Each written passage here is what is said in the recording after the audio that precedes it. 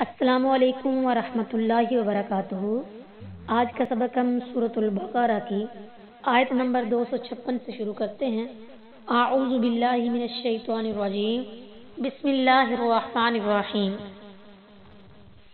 لا اکراہ، نہیں ہے زبردستی، فی الدین، دین میں، قد تحقیق، تبینہ، جدا ہو گئی، نہ رشد، ہدایت، من الغی، گمراہی سے، فمن یکفر، پس جو کوئی نہ مانے، بالطاغوتی، گمراہ کرنے والے کو، ویؤمن، اور ایمان لائے، باللہ، اللہ پر، فقد استمسک، پس تحقیق اس نے تھام لیا، بالعروتی، حلقہ کو، وثقی، مضبوطی سے، لا انفصام لہا، نہیں ہے لوٹنا اس کو، واللہ، اور اللہ تعالی، سمیع، سننے والا ہے، علیم، جاننے والا۔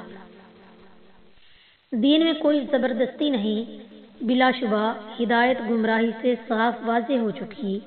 پھر جو کوئی باطل معبود کا انکار کرے اور اللہ پر ایمان لائے تو یقیناً اس نے مضبوط کڑے کو تھام لیا جسے کسی صورت ٹوٹنا نہیں، اور اللہ سب کچھ سننے والا، سب کچھ جاننے والا ہے۔ لا اکراہ فی الدین، ابن عباس رضی اللہ تعالی عنہ نے فرمایا، جاہلیت میں اگر کسی عورت کے بچے زندہ نہ رہتے تو وہ یہ نظر مان لیتی تھی کہ اگر بچہ زندہ رہا تو وہ اسے یہودی بنا دے گی۔ پھر جب بنو نذیر کو جلا وطن کیا گیا تو ان میں انصار کے کئی لڑکے تھے۔ انصار نے کہا ہم انہیں نہیں چھوڑیں گے، تو اس پر یہ آیت نازل ہوئی۔ ابو داؤد الجہاد باب فی الاسیر یکرہ علی الاسلام، حدیث نمبر 2782، وصححہ البانی۔ یعنی زبردستی کسی کو مسلمان بنانا جائز نہیں۔ جو مسلمان ہونا چاہے سوچ سمجھ کر مسلمان ہو، زبردستی ہوگی تو دل میں ایمان نہیں آئے گا، اس کا کیا فائدہ؟ البتہ اسلام مسلمانوں کو کفر کا محکوم بننے کے بجائے جہاد کے ذریعے سے تمام کفار کو اسلام کا محکوم بنانے کا حکم دیتا ہے، جس میں کفار پر مسلمان ہونے کے لیے زبردستی نہیں کی جاتی۔ وہ امن و سلامتی کے ساتھ زندگی گزار سکتے ہیں، مگر غلبہ اسلام کی علامت کے طور پر ان سے معمولی رقم بطور جزیہ لی جاتی ہے۔ اگر زبردستی مسلمان بنانا جائز ہوتا تو آج ہندوستان میں غیر مسلموں کا نام و نشان بھی نہ ہوتا، جیسا کہ اندلس میں نصرانیوں نے مسلمانوں پر زبردستی کر کے مسلمانوں کا نام و نشان تک مٹا ڈالا۔ بالطاغوت، یطغی طغیانا سے صیغہ مبالغہ ہے، فعلوت ان کے وزن پر ہے، جیسے جبروت اور ملکوت ہے۔ فعلوت کے وزن پر تعیوت، پھر تخفیف کے لیے اس میں قلب کیا گیا، یا کو پہلے اور غین کو بعد میں کر دیا گیا، تیغوت ہو گیا، پھر یا متحرکہ کا ماقبل مفتوح ہونے کی وجہ سے یا کو الف سے بدل دیا گیا تو تاغوت بن گیا، جس کا وزن فلعوت ہے۔ مصدر بمانی اسم فاعل ہے، جس کا معنی ہے کسی چیز کا اپنی حد سے آگے بڑھ جانا۔ تاغوت میں واو اور تا مبالغہ کے لیے ہیں، یعنی جو اپنی حد سے بہت زیادہ آگے بڑھ جائے۔ تمام باطل معبود تاغوت ہیں، کیونکہ انہیں حد سے بڑھا کر اللہ تعالیٰ کے برابر کر دیا گیا ہے۔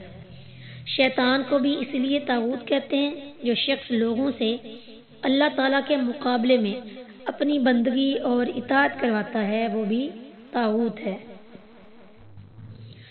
اللہ ولی الذین، مددگار ہے ان لوگوں کا، آمنو، جو لوگ ایمان لائے، یخرجہم، وہ انہیں نکالتا ہے، من الظلمات، اندھیروں سے، الی النور، روشنی کی طرف، والذین، اور جو لوگ کفروا، کافر ہوئے، اولیاءہم الطاغوت، ان کے ساتھی گمراہ کرنے والے ہیں، یخرجونہم، وہ انہیں نکالتے ہیں، من النور، روشنی سے، الی الظلمات، اندھیرے کی طرف، اولئک، یہی لوگ، اصحاب النار، دوزخی ہیں، ہم وہ، فیہا، اس میں، خالدون، ہمیشہ رہیں گے۔ اللہ ان لوگوں کا دوست ہے جو ایمان لائے، وہ انہیں اندھیروں سے نکال کر روشنی کی طرف لاتا ہے، اور وہ لوگ جنہوں نے کفر کیا ان کے دوست باطل معبود ہیں، وہ انہیں روشنی سے نکال کر اندھیروں کی طرف لاتے ہیں۔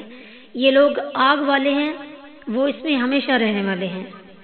قرآن پاک میں جہاں بھی الظلماتی اور النور کے الفاظ آئے ہیں ان سے مراد کفر و ایمان ہی ہے، ما سوائے سورہ انعام کے وجعل الظلمات والنور، بس کہ وہاں رات اور دن مراد ہیں۔